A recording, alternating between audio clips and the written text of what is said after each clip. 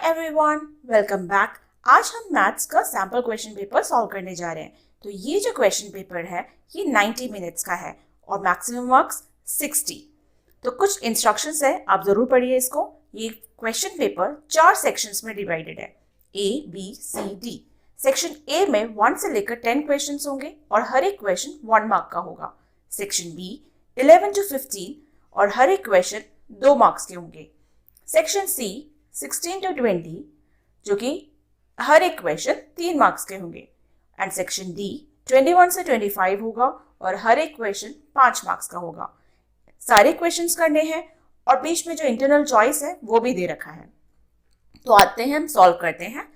Section A में fill in the blanks है। A closed plane figure made up of line segment is called dash. एक ऐसा closed figure जो सिर्फ line segment से बना हो, जैसे कि ये ट्राइंगल है, लाइन से बना हुआ है। ये स्क्वायर जो कि 4 साइड का वाला फिगर है जो कि लाइन से बना हुआ है, तो ये दोनों पॉलीगन होगा।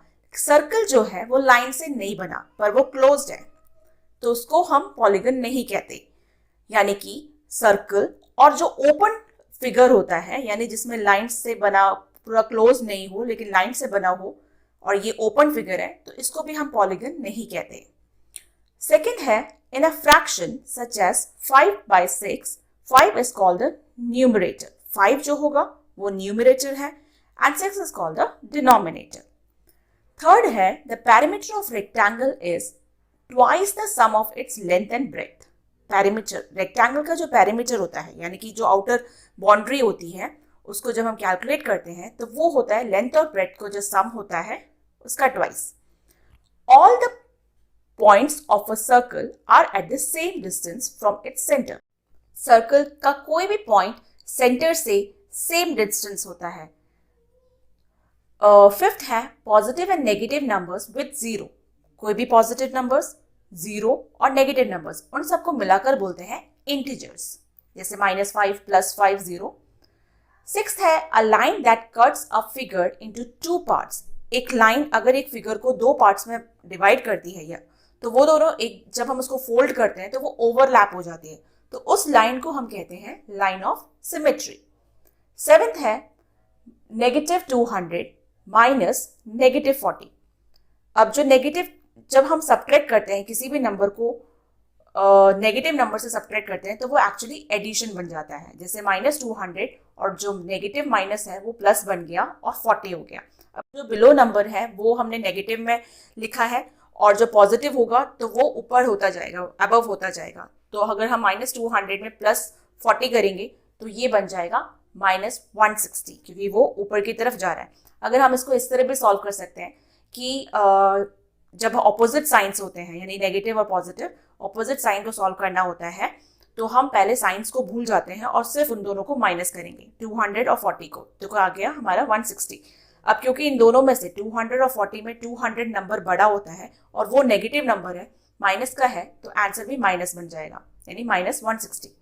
नेक्स्ट है, 4/5 और 7/9 में कौन सा बड़ा है, तो हम इसको क्रॉस मल्टीप्लाई कर देंगे। 9 जो है वो 4 से मल्टीप्लाई हो जाएगा और 5 जो है वो 7 से हो जाएगा।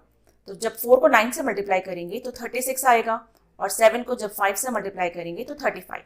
तो इस तरह से 36 इज ग्रेटर देन 35, तो 4/5 is greater than 7/9. Next है, the distance between the center and any point on the circle is called the radius of the circle. अब जो सेंटर से सर्कल के किसी भी पॉइंट में वो जो टच होता है लाइन, तो उसको हम रेडियस कहते हैं। जैसे ये सर्कल है और ये जब सेंटर से सर्कल के कहीं भी जाकर लग जाए तो उसको हम रेडियस कहते हैं, और बहुत सारे होते हैं तो उसको हम रेडियाई कहते हैं। तो यहाँ पर एक कॉमन टर्म में हम उसको रेडियस कहेंगे। नेक्स्ट है, पेरीमीटर ऑफ स्क्वायर जो होता है वो 4 इंटू लेंथ ऑफ साइड, क्योंकि स्क्वायर के जो चारों साइड्स बराबर होते हैं, जब चारों साइड को प्लस करते हैं तो पेरीमीटर बनता है, तो हम इसलिए हम उसको 4 इंटू साइड कहेंगे। अगला है, give two numbers such that their sum is -8। जब दो नंबर्स को आपस में प्लस करते हैं तो -8 आना चाहिए, यानी -8। तो हमें पता है जब हम दो नेगेटिव नंबर्स को आपस में प्लस करते हैं तो आंसर हमेशा नेगेटिव में आता है। जैसे हम दो पॉजिटिव नंबर को प्लस करते हैं तो पॉजिटिव में आता है, वैसे ही दो नेगेटिव नंबर्स को जब हम आपस में प्लस करेंगे तो आंसर नेगेटिव में आएगा। तो हम दो नंबर्स ले लेते हैं, जैसे कि -2 और -6 दोनों को प्लस करेंगे तो आएगा -8।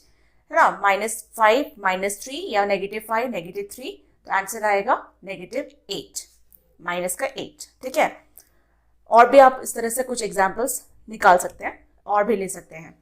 नेक्स्ट है find the length of a rectangle whose perimeter is 14 centimetre and breadth is 2 centimetre. यहाँ एक रेक्टेंगल है जिसका पैरामीटर 14 सेंटीमीटर दे रखा है और ब्रेड्थ दे रखा है 2 सेंटीमीटर, और आपको निकालना है उस रेक्टेंगल का लेंथ। जैसे ये एक रेक्टेंगल है, यहाँ पर आपको इसका ब्रेड्थ पता है वो जो कि है 2 सेंटीमीटर और पेरीमीटर है 14 सेंटीमीटर। अब आपको यहाँ पर सिर्फ फॉर्मूला रखना है और उसके अंदर जो वैल्यूज पता है वो पुट करनी है। जैसे कि पेरीमीटर इक्वल्स टू 14 सेंटीमीटर, तो यहाँ पर आप लिख सकते हैं perimeter of rectangle equals to 14 centimetre. Breadth दे रखा है जो कि है 2 सेंटीमीटर, यहाँ पर आप ब्रेड्थ लिखेंगे 2 सेंटीमीटर। फिर आपको यहाँ पर लेंथ पूछी है, तो यहाँ पर आप लेंथ की जगह क्वेश्चन मार्क लगा सकते हैं। तो यहाँ पर अब आपका फॉर्मूला है perimeter equals to 2 times length plus breadth.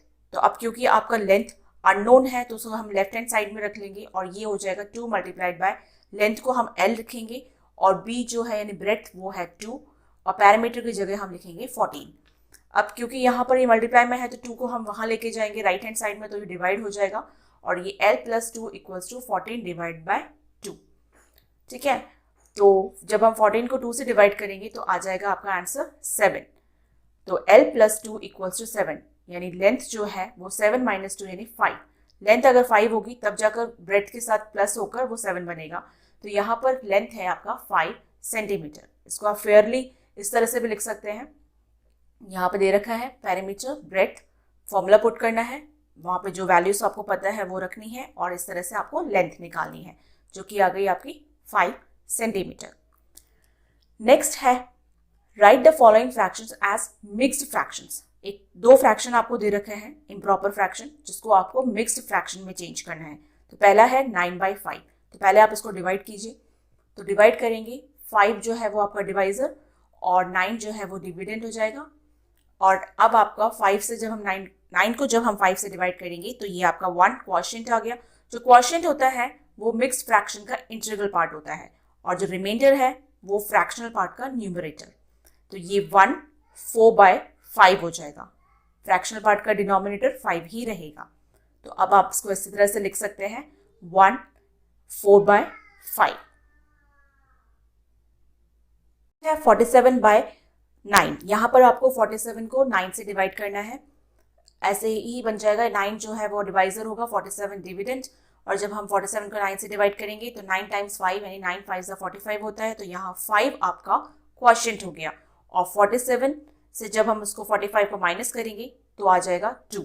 तो 5 जो है वो मिक्स्ड फ्रैक्शन का इंटीग्रल पार्ट हो गया और 2/9 आपका फ्रैक्शनल पार्ट। तो हमेशा याद रखना 9 हमेशा जो डिनोमिनेटर होगा वो हमेशा डिनोमिनेटर ही रहेगा। नेक्स्ट है the area of a rectangular garden 25 metre long is 300 square metre. एक रेक्टेंगुलर गार्डन है जहां उस गार्डन की लेंथ 25 मीटर है और एरिया 300 स्क्वायर मीटर दे रखा है। What is the width of the garden. अब उस गार्डन का विड्थ यानी उसकी चौड़ाई कितनी है वो आपको निकालनी है। तो ब्रेड्थ और विड्थ ऑलमोस्ट सेम ही होता है, बस अब आपको यही रखना है। L इंटू बी की जगह आप L इंटू डब्ल्यू भी लिख सकते हैं। तो यहाँ पर आपका एरिया दे रखा है जो कि है 300 स्क्वायर मीटर, क्योंकि area equals to length into breadth होता है। तो यहाँ पर आप लेंथ इंटू विड्थ लिख सकते हैं। अब लेंथ जो दे रखी है वो है 25 मीटर और विड्थ जो कि आपको नहीं पता वहां पर आप क्वेश्चन मार्क लगा सकते हैं। तो यहाँ पर भी आपको फॉर्मूला पुट करना है, area of rectangular garden that is length into breadth, यानी यहाँ पर आप ब्रेड्थ की जगह विड्थ यानी W लिख सकते हैं। तो L इंटू डब्ल्यू हो गया।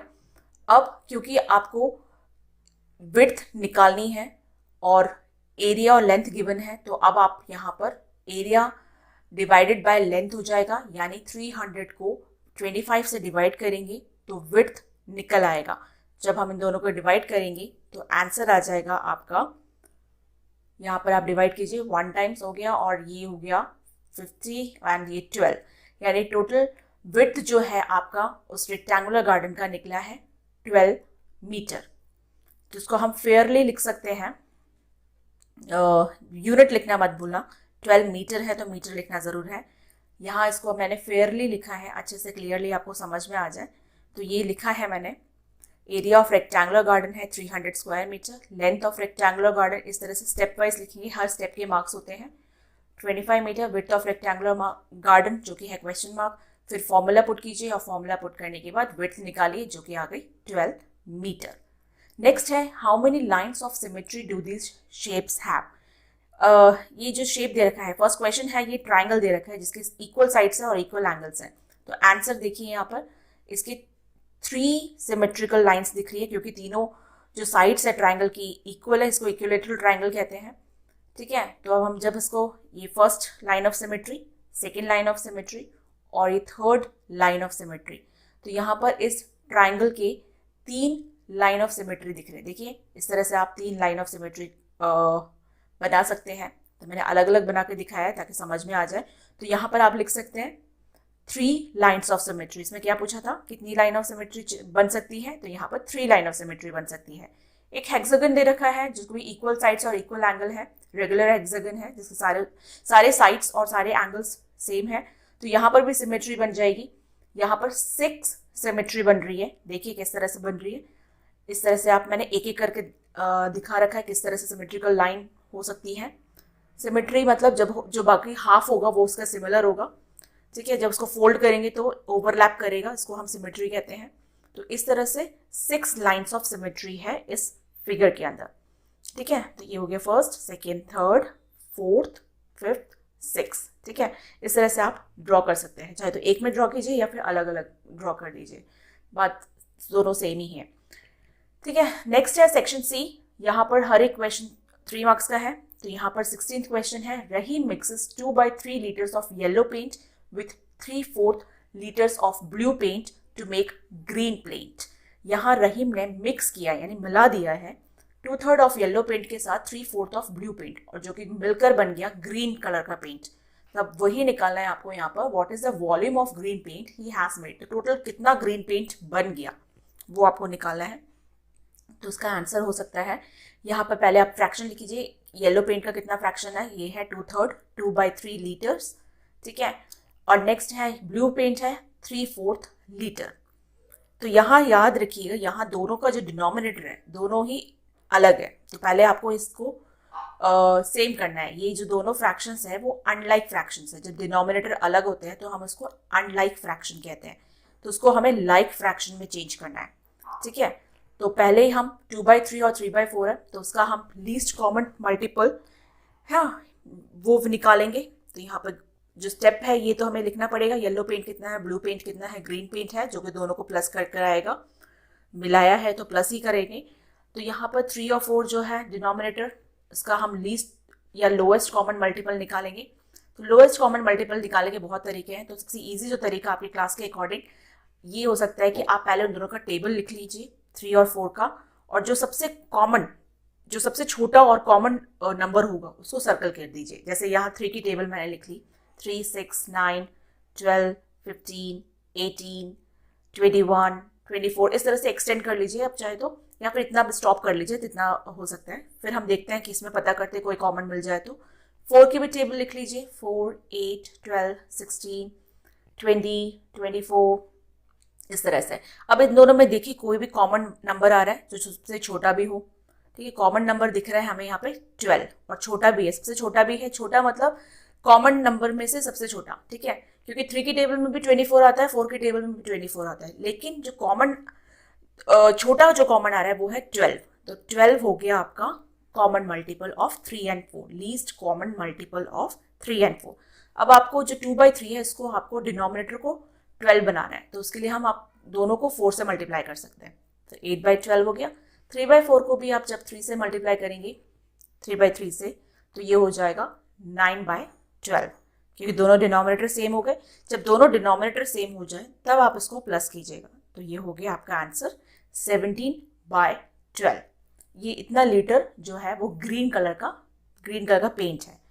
इसको मैंने फेयरली लिखा है, देखिए यहाँ पे। नेक्स्ट है right all the integers between the given pairs in increasing order. Increasing मतलब स्मॉलेस्ट टू ग्रेटेस्ट, जब छोटे से बड़ा। तो पहले हमें एक क्वेश्चन में 0 और 7 के बीच में सबसे छोटा जो नंबर है वो है -7 यानी -7, और 0 जो है वो बड़ा है माइनस से। माइनस नंबर से हमेशा 0 बड़ा रहता है।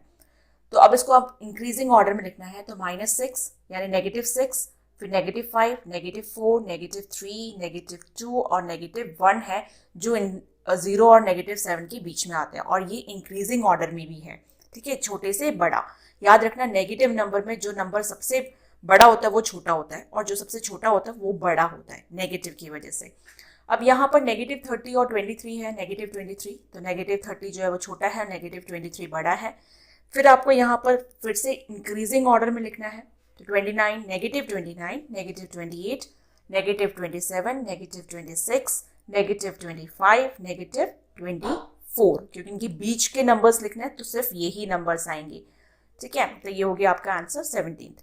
नेक्स्ट है ड्रॉ द फॉलोइंग। आपको ड्रॉ करना है एक ऐसा ट्राइंगल जिसकी 1 लाइन ऑफ सिमेट्री हो। तो 1 लाइन ऑफ सिमेट्री जो होती है वो आती है ऐसे ट्राइंगल के अंदर जिसके दो साइड्स, कोई भी दो साइड्स बराबर होते हैं, 2 इक्वल साइड्स होते हैं। ठीक है, 2 इक्वल एंगल्स होते हैं। तो यहाँ पर ये ट्राइंगल है, इसको हम आइसोसेलेस ट्राइंगल कहते हैं। ठीक है, तो ये लाइन ऑफ सिमेट्री हो गई। अब दूसरा क्वेश्चन है triangle with exactly 3 lines of symmetry. 3 line of symmetry आपका आता है इक्विलेटरल ट्राइंगल में, जिसकी तीनों साइड्स बराबर होती है। तो पहले वाले में सिर्फ 2 साइड्स बराबर होंगी, तभी आपका 1 लाइन ऑफ सिमेट्री आएगा, और फिर दूसरे वाले में तीनों साइड्स बराबर होनी चाहिए, तब जाकर 3 लाइन्स ऑफ सिमेट्री आएगी। याद रखना 2 साइड्स में 1 लाइन ऑफ सिमेट्री आती है, और 3 साइड्स में इक्वल होगी, तो 3 साइड्स इक्वल होने की बात कर रही हूँ मैं यहाँ पे, इक्वल होंगे तो 3 लाइन्स ऑफ सिमेट्री आएगी। अगर साइड्स इक्वल ही नहीं होंगे तो कोई लाइन ऑफ सिमेट्री नहीं आएगी। नेक्स्ट है the floor of a room is 5 metre long and 4 metre wide. एक रूम का जो फ्लोर है, रूम का जो फर्श है वो 5 मीटर लॉन्ग यानी लेंथ उसकी 5 मीटर है, और विड्थ यानी जो ब्रेड्थ है वो 4 मीटर है। उसके ऊपर एक स्क्वायर कारपेट है, कारपेट जो है वो स्क्वायर साइज का है, और उसकी साइड दे रखी है 3 मीटर। ठीक है, अब आपको उस एरिया का पता करना है जहां पर कारपेट नहीं बिछा। देखिए यहाँ पर एक फ्लोर दे रखा है जो कि रेक्टेंगुलर है, बीच में एक स्क्वायर दे रखा है कारपेट, जिसकी साइड दे रखी है 3 मीटर। तो अब जो शेडेड पार्ट है यानी कि जहां पर कारपेट नहीं बिछा, वो उसका आपको एरिया निकालना है। तो यहाँ जो शेडेड पार्ट है उसका एरिया आप कैसे निकालेंगे? बड़ा जो रेक्टेंगुलर फ्लोर है उसमें से आप जो कारपेट का जो एरिया है वो माइनस करना है। तो पहले हम बड़े वाले रेक्टेंगुलर फ्लोर का एरिया निकालेंगे। तो एरिया ऑफ रेक्टेंगुलर फ्लोर जो है वो हो जाएगा आपका लेंथ इंटू ब्रेड्थ यानी 5 मल्टीप्लाइड बाय 4, जो कि होता है 20 स्क्वायर मीटर। तो ये आपका रेक्टेंगुलर फ्लोर जो है उसका जो एरिया है वो निकल गया है 20। अब आप स्क्वायर है तो स्क्वायर का फॉर्मूला होता है एरिया ऑफ स्क्वायर कारपेट है, जो कि साइड इंटू साइड होता है। तो यहाँ पर आपका जो साइड दे रखा है स्क्वायर कारपेट का 3 मीटर दे रखा है, तो 3 से 3 को मल्टीप्लाई करेंगे तो हो जाएगा 9 स्क्वायर मीटर। फिर हम दोनों के एरिया को माइनस करेंगे और वो एरिया निकालेंगे जहाँ पर कारपेट नहीं बिछा, यानी area that is not carpeted. ठीक है, तो दोनों को हम माइनस कर लेते हैं। तो यहाँ तो एरिया ऑफ फ्लोर के साथ एरिया ऑफ स्क्वायर कारपेट को माइनस करना है। तो यहाँ पर जो एरिया ऑफ फ्लोर आया था वो था 20 और 9 जो स्क्वायर कारपेट का स्क्वायर मीटर है, दोनों को माइनस किया तो यहाँ आ गया 11 स्क्वायर मीटर। ठीक है, तो ये फेयरली मैंने लिख दिया है, आप इसको आराम से समझ कर नोट डाउन कर सकते हैं। नेक्स्ट है write the following fractions in descending order. अब डिसेंडिंग ऑर्डर में लिखना है। डिसेंडिंग मतलब होता है ग्रेटेस्ट टू स्मॉलेस्ट, बड़े से छोटा लिखना है अरेंज कर। अब यहाँ पर आपके जो फर्स्ट क्वेश्चन में आपका दे रखा है यहाँ पर 25/16, 7/8, 13/4 एंड 17/32।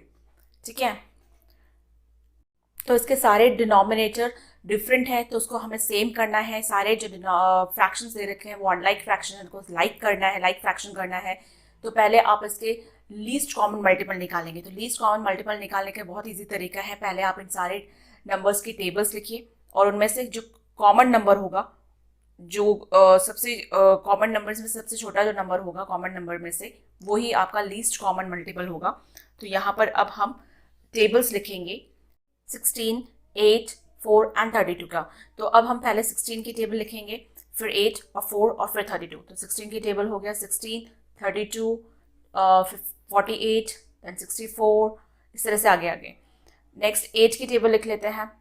पूरा लिखने की भी जरूरत नहीं है, अगर पूरे में मिल जाता है इट्स ओके, अगर नहीं मिलता तो हम आधा छोड़कर फिर देखेंगे कि कौन सा कॉमन है।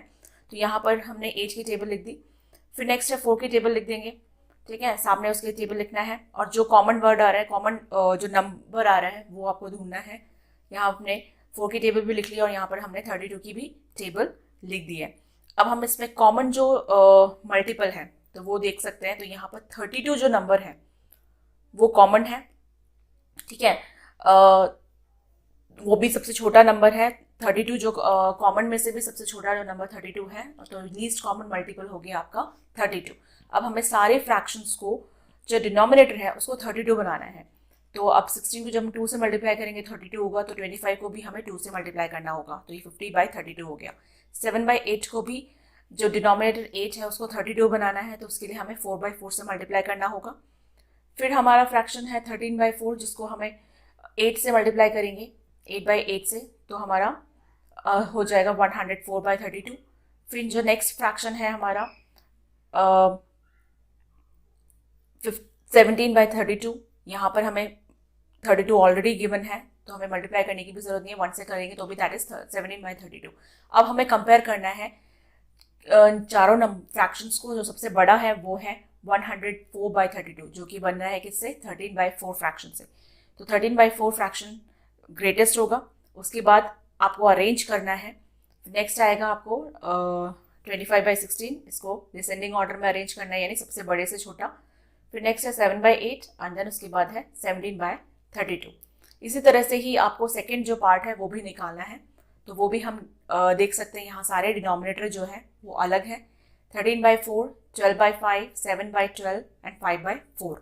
तो 4 जो दो फ्रैक्शन है उसमें 4 आ रहा है, तो हम एक ही बार लिखेंगे 4 उसका टेबल निकालने के लिए।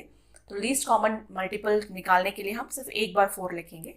तो यहाँ पे हमें 3 टेबल्स का पता करना है, दैट इज 4, 5 एंड 12, ठीक है। तो अब हम 4 की टेबल लिखेंगे, 5 की टेबल लिखेंगे और 12 की टेबल लिखेंगे। हो सकता है यहाँ पर 4 की टेबल हमें लंबा करना पड़े, एटलीस्ट 10 से भी आगे जाना पड़े, ठीक है। तो पहले हम 4 की टेबल लिख लेते हैं। तो ये हमने लिखा 4 की टेबल। इस तरह से हम 40 तक लिख देते हैं, अभी स्टिल 44 तक लिख देते हैं, ठीक है। और उसके बाद 5 की टेबल हमने लिख दिया। देख लेते हैं हमें मिलता है कि नहीं। अगर नहीं मिलता तो हमें टेबल एक्सटेंड करनी पड़ेगी, यानी कि और बढ़ाना पड़ेगा, ताकि हमें कॉमन मल्टीपल मिल जाए, लीस्ट कॉमन मल्टीपल मिल जाए। यहाँ हमने 5 की टेबल भी हमने लिख दिया। नेक्स्ट हम 12 की टेबल लिखेंगे। 12 की टेबल भी हमने लिख दी है। यहाँ टेबल्स का आना ज़रूरी है, तो टेबल्स थोड़ा सा लर्न कर लीजिएगा, अदरवाइज आप मल्टीप्लाई करके भी निकाल सकते हैं, ठीक है। तो यहाँ पर आपका कॉमन मल्टीपल नहीं निकला, तो अब आप 4 की टेबल को थोड़ा और एक्सटेंड करेंगे। तो ये अब हम कर देते हैं, ये हो गया 48 and then 52 and then 56 and then 60, ठीक है। अगर आप देख सकते हैं तो दोनों जो 4 और 12 के अंदर 60 मिल गया, तो ऐसे ही 5 के अंदर भी हम लोग टेबल को एक्सटेंड करेंगे और 5 के अंदर भी हमें मिल गया 60 कॉमन मल्टीपल। तो ये है लीस्ट कॉमन मल्टीपल। अब आपको जो चारों फ्रैक्शंस हैं वो उनको कॉमन डिनोमिनेटर बनाना है। तो 3/4 है, 12/5 है, देन 7/12 है और 5/4 है। तो अब हमें इसको कॉमन डिनोमिनेटर बनाना है। तो 4 को अगर आपको 60 बनाना है तो 15 से मल्टीप्लाई करा जाएगा, 15/50 से 15, तो ये हो गया 45/60। देन उसके बाद 5 को 12/5 है, तो यहाँ पर 12/12 से मल्टीप्लाई करेंगे, तो ये हो गया, क्योंकि हमें डिनोमिनेटर 60 चाहिए इसलिए। अब यहाँ पर भी आप 5/5 से कर सकते हैं, तो ये हो गया आपका 35/60 एंड 5/4 है, जिसको आप 15/15 से करेंगे तो ये आपका हो जाएगा 75/60। अब आपको उसको अरेंज करना है डिसेंडिंग ऑर्डर, यानी सबसे बड़ा पता करना है, जो कि है आपका 144/60, जो कि फ्रैक्शन बना है 12/5 से। जो ओरिजिनल फ्रैक्शन था वो 12/5 था। देन उसके बाद 5/4, देन उसके बाद हो जाएगा आपका 3/4 एंड देन आफ्टर 7/12। तो इस तरह से आप इसको डिसेंडिंग ऑर्डर में अरेंज कर लिख सकते हैं, ठीक है। तो ये था आपके 2 क्वेश्चन, पार्ट के 2 क्वेश्चन। अब आप नेक्स्ट सेक्शन करेंगे डी, सॉल्व दीज प्रॉब्लम्स।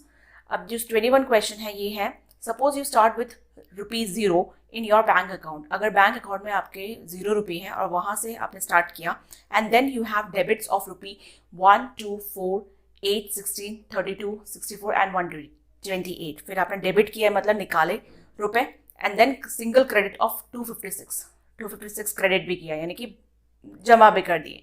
तो फिर उसके बाद आपका बैंक अकाउंट में कितने पैसे रह जाएंगे, ठीक है। तो यानी क्रेडिट अमाउंट मतलब कि वो पॉजिटिव में होता है तो वो प्लस में जाएगा।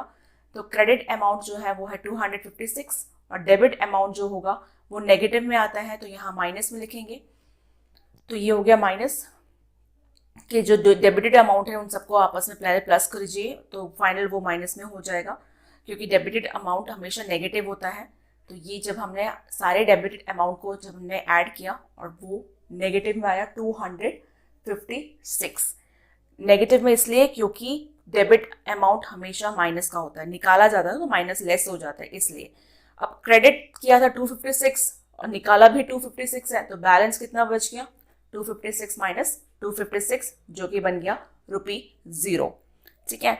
तो ये था 21st क्वेश्चन, जिसको मैंने एक तरीके से लिखा है, आप यहाँ देख सकते हैं, ठीक है। डेबिटेड अमाउंट, क्रेडिटेड अमाउंट, इस तरह से आप स्टेप वाइज इस क्वेश्चन का आंसर दे सकते हैं। नेक्स्ट है आपका 22nd question, 4 flower beds having sides 2 meter long and 1 meter wide are dug at the 4 corners of garden that is 15 meter long and 12 meter wide। एक गार्डन है जिसकी length दे रखी है 15 मीटर और 12 मीटर ब्रेथ है, उसकी चारों कॉर्नर्स में, ठीक है, ये फ्लावर बेड 2 मीटर और 1 मीटर लेंथ ब्रेथ का फ्लावर बेड चारों कॉर्नर्स में उसको फ्लावर बेड बनाया गया खोद कर, और बाकी जो जगह है वो वहाँ पे लॉन बनाना है, तो वो उस जगह का एरिया निकालना है। तो पहले हम उस पूरे गार्डन का एरिया निकाल देंगे, एरिया ऑफ गार्डन, जिसका लेंथ है 15 मीटर और ब्रेथ है 12 मीटर। तो लेंथ इंटू ब्रेथ हो जाएगा 15 मल्टीप्लाइड बाय 12, जो कि हो जाएगा 180 स्क्वायर मीटर। अब ये जो 180 स्क्वायर मीटर है वो उस गार्डन का पूरा एरिया है। अब उस एरिया में से 4 जो कॉर्नर्स में जो फ्लावर बेड है उसका एक फ्लावर बेड का जो लेंथ है, हर एक फ्लावर बेड का जो लेंथ जो दे रखी है वो है 2 मीटर और ब्रेथ है 1 मीटर। तो पहले हम एक फ्लावर बेड का एरिया निकालेंगे, जो कि हो जाएगा 2 multiplied by 1 that is 2 square metre. जब एक का एरिया 2 है तो चारों के हो जाएंगे 4 मल्टीप्लाइड बाय 2, यानी कि 4 फ्लावर बेड्स का जो एरिया निकालने के लिए आपको 4 से 2 को मल्टीप्लाई करना पड़ेगा। तो 4 multiplied by 2 that is 8 square metre. अब इस 8 स्क्वायर मीटर को, ये जो हो गया आपका फ्लावर बेड्स का एरिया। अब जो बचा हुआ एरिया, शेडेड पार्ट का जो एरिया निकालने के लिए आपको पहले जो गार्डन का जो एरिया था उससे फ्लावर बेड के एरिया को माइनस करना पड़ेगा, तभी वो जो एरिया निकलेगा जहाँ पर हमें लॉन बना सकते हैं। तो 180 minus 8 which is 172 square metre. तो ये था आपका ये आंसर। आप उसको फेयरली आप देख सकते हैं, मैंने बहुत अच्छे से तरीके से लिखा है। यहाँ पर एरिया ऑफ गार्डन है 180 स्क्वायर मीटर, फ्लावर बेड का एरिया है 2 स्क्वायर मीटर, और क्योंकि 4 है तो 4 से मल्टीप्लाई होगा दैट इज 8, और जो एरिया लॉन बनाने के लिए निकालने के लिए दोनों को माइनस करना होगा। नेक्स्ट है, Jaya school is 7/10 kilometre from her home. Jaya का जो स्कूल है वो घर से स्कूल की जो डिस्टेंस है वो है 7/10 किलोमीटर, ठीक है। ये फ्रैक्शन में दे रखा है 7/10 किलोमीटर, और घर से स्कूल जाने के लिए वो ऑटो पकड़ती है और ऑटो कवर करता है 1/2 किलोमीटर, ठीक है। 1/2 किलोमीटर फ्रॉम हम फॉर होम डेली 1/2 किलोमीटर वो ट्रैवल करती है, ठीक है। फिर जो बाकी बचा हुआ जो डिस्टेंस है वो कवर करती है वो जस्ट वॉकिंग कर रिमेनिंग डिस्टेंस जो है वो वॉक करके निकालती है। तो वो कितना चलती है, how much does she walk daily to reach the school, कितना चलती है वो स्कूल, वो आपको निकालना है, यानी वॉकिंग डिस्टेंस आपको फाइंड आउट करना है। तो उसके लिए आपको 7/10 के साथ माइनस करना है 1/2 किलोमीटर को, तब जाकर आपका निकलेगा वॉकिंग डिस्टेंस, ठीक है। तो इस तरह से स्टेप आप लिख सकते हैं। फिर यहाँ पर आप 7/10 माइनस 1/2, अब यहाँ पर भी आपका डिनोमिनेटर सेम नहीं है, अब क्योंकि दोनों का लीस्ट कॉमन मल्टीपल 10 होगा, ठीक है। एलसीएम यानी बोलते हैं जिसको लीस्ट कॉमन मल्टीपल, आप जब टेबल निकाल के निकालेंगे तो आपको लीस्ट कॉमन मल्टीपल 10 होगा। और फिर जब आप दोनों के फ्रैक्शंस को जो कि अनलाइक फ्रैक्शन है, इसको लाइक फ्रैक्शन में बनाना है, तो ये हो जाएगा आपका 7/10 माइनस 5/10। अब जब 7/10 को 5/10 से माइनस करेंगे तो ये हो जाएगा 2/10 किलोमीटर, यानी इतना वो डिस्टेंस ट्रैवल करती है। अब इसको आप लोएस्ट टर्म में चेंज कर सकते हो, सो कैंसिलेशन कर, दैट इज 1/5 किलोमीटर, इतना वो चलती है घर से स्कूल की तरफ। नेक्स्ट है, what is the cost of tiling a rectangular plot of land 500 metre long and 200 metre wide at the rate of ₹8 per 100 square metre. ठीक है, एक रेक्टेंगुलर प्लॉट है जिसका लेंथ और ब्रेड दे रखा है, उसमें अब टाइलिंग करनी है, तो यहाँ पर आप पहले लेंथ और ब्रेड का इस तरह स्टेप लिखना, फिर एरिया निकल गया ये 1 लाख स्क्वायर मीटर। ठीक है, फिर कॉस्ट ऑफ टाइलिंग जो है वो 100 पर 100 स्क्वायर मीटर, 100 स्क्वायर मीटर में 8 रुपीज़ है, तो 1 स्क्वायर मीटर में 8 को 100 से डिवाइड करेंगे जो कि बन जाएगा 0.08। फिर उस 0.08 से 1 लाख जो स्क्वायर मीटर है उसके साथ मल्टीप्लाई करेंगे, तो दोनों हो जाएगा 8,000 रुपीज़ लग जाएगा। नेक्स्ट है आपका, construct a rectangle one of whose sides is 4 centimetre and the diagonal is of length 8 centimetre. एक रेक्टेंगल आपको बनाना है, कंस्ट्रक्शन वाला क्वेश्चन है ये, जहाँ पर आपकी साइड दे रखी है, एक साइड दे रखी है 4 सेंटीमीटर और एक डायगोनल दे रखा है 8 सेंटीमीटर। डायगोनल जो कॉर्नर्स जो अपोजिट साइड से मिलते हैं, लाइन जो ज्वाइन होती है उसको हम डायगोनल कहते हैं। तो यहाँ पर हमने एक लाइन ए बी ड्रॉ कर दी 4 सेंटीमीटर, फिर प्रोटेक्टर से हमने 90 डिग्री बना दी, परपेंडिकुलर लाइन बनाया ए पे, और फिर उसके बाद बी से हमने डी जो कट किया उस परपेंडिकुलर लाइन को, तो बन गया आपका वो पॉइंट डी। क्योंकि डायगोनल्स इक्वल होते हैं और अपोजिट साइड्स इक्वल होती है रेक्टेंगल में, तो हम ए से एक कॉम्पस में आर्क लेंगे 8 सेंटीमीटर का, और डी पॉइंट से फिर हम 4 सेंटीमीटर का आर्क लगाएंगे और ये बन जाएगा, और ये जॉइंट होकर पॉइंट जो बनेगा वो होगा आपका पॉइंट सी। ठीक है, तो ये ज्वाइन कर दिया। यहाँ पे देखिए A C equals to B D जो है वो है 8 centimetre, A B equals to C D है 4 सेंटीमीटर। अब स्टेप्स ऑफ कंस्ट्रक्शन दे रखा है, ड्रॉ ए बी जो है वो 4 सेंटीमीटर का, ए से आप परपेंडिकुलर लाइन ड्रॉ करेंगे प्रोटेक्टर की हेल्प से, 90 डिग्री बनाएंगे, फिर बी पॉइंट से आप सेंटर लेकर आर्क लगाएंगे 8 सेंटीमीटर, उस 90 डिग्री लाइन को कट करेंगे और कट होकर वो डी पॉइंट जो पॉइंट होगा वो डी बन जाएगा। फिर ए और डी से आप आर्क लगाएंगे, ए से तो 8 सेंटीमीटर का आर्क लगाएंगे और डी से 4 सेंटीमीटर का आर्क जो कि कट होगा सी पॉइंट पे और रेक्टेंगल बना देगा। नेक्स्ट है, construct rectangle in which one of the diagonals divides the opposite angles into 50 degree and 40 degree. एक ऐसा रेक्टेंगल बनाना है जहां पर डायगोनल्स जो होंगे वो ऑपोजिट एंगल को 50 डिग्री पे काटेगा और 40 डिग्री पे काटेगा, यानी कि डिवाइड करेगा 50 और 40 में। तो आप एक लाइन बना देंगे, जिसमें यहाँ पे कोई सेंटीमीटर दे नहीं रखा, तो अपने इमेजिनरी कोई भी लाइन बना दीजिए कितनी भी सेंटीमीटर का। फिर ए से 50 डिग्री बनाइए और बी से 40 डिग्री। ठीक है, आप चॉइस ले सकते हैं कोई सा भी। तो ए से हम 50 ले लेते हैं, बी से हम 40 डिग्री ले लेते हैं, और दोनों को आप एक्सटेंड करेंगे और वो ज्वाइन होगा किसी पॉइंट पर। फिर ए से हम परपेंडिकुलर लाइन यानी 90 डिग्री बनाएंगे और बी से भी 90 डिग्री बनाएंगे। फिर जो बी लाइन थी वो उसको थोड़ा और एक्सटेंड करके वो कटे होगा ए के 90 डिग्री पर और वो बन जाएगा पॉइंट डी। उसी तरह से ए से जो 50 डिग्री लिया था वो बी लाइन पर कट होगी सी पॉइंट पर। जैसे मान लेते हैं यहाँ पे फेयरली ए बी पॉइंट लिया और बी ए से हमने 50 डिग्री ले लिया और बी से हमने 40 डिग्री ले लिया। फिर ए से आपको 90 डिग्री बनाना है और बी से भी 90 डिग्री बनाना है।